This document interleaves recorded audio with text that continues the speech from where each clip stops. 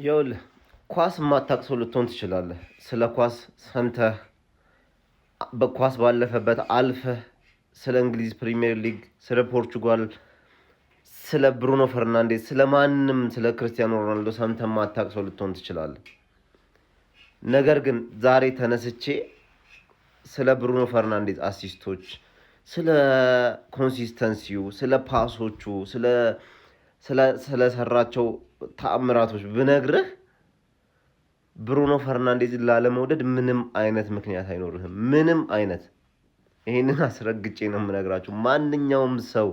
ማንኛውም ሰው ኳስ አይነ ስውር እንኳን ሆኖ ኳስ ማየት የማይችል ሰው ቢሆንና ስለ ብሩኖ ፈርናንዴዝ ቢሰማ ብቻ ሊወደው የሚችል አይነት ተጫዋች ነው ብሩኖ። ማንም ሰው በቲም ውስጥ እንዲኖረው የሚመኘው ተጫዋች ነው ብሩኖ እና ብሩኖ አለመውደድ ኢት ቴክስ አናዘር ሌቭል ኦፍ ኢዲሲ ለኔ